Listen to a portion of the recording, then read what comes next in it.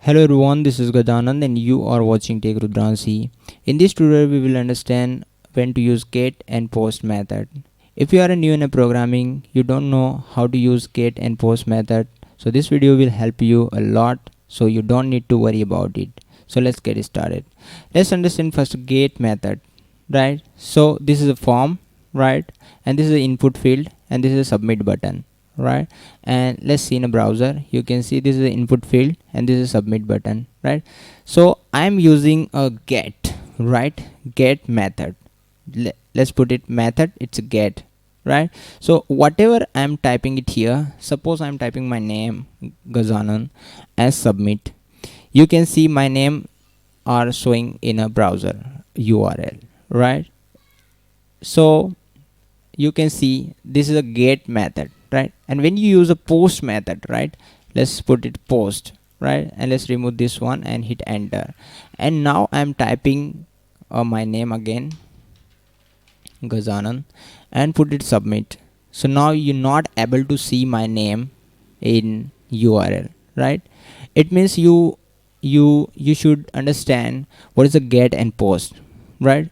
But there is some possibility, right, to use get and post method. If you use a get, right, it means you can send the data 200 characters, right? Means whatever you will type in the URL, right? Suppose I'm typing it again, it get, right? And you are typing anything it here, but it takes only 2000 characters, right? 2000 characters. And when you submit, right, when you submit, sorry, let's refresh and actually control S for save and put it 2000 characters or something it here and put it submit, it will show in a URL, right? So this should be 2000 characters. If it's long, we cannot send the data through this get method, right? So it's a pretty easy to understand get method here, right? So now let's understand post method. Let's type it post it here again, right?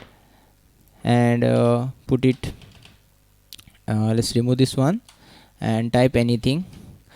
Now we are not able to see. So now you have to understand what is difference between get and post. So the question is when to use get and post method, right? So the data sent from a form with the get method, right, with the get method is visible to everyone, is display in the URL, right?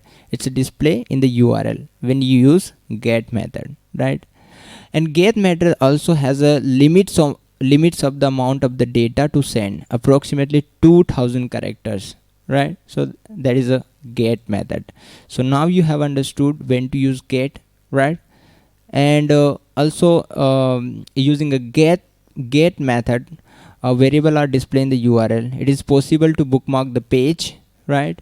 And this can be useful in some cases, and get can be managed to send non-confidential data, right? Non-confidential data, it means if you use a get method and you type it password like this, password, right? And let's put its password,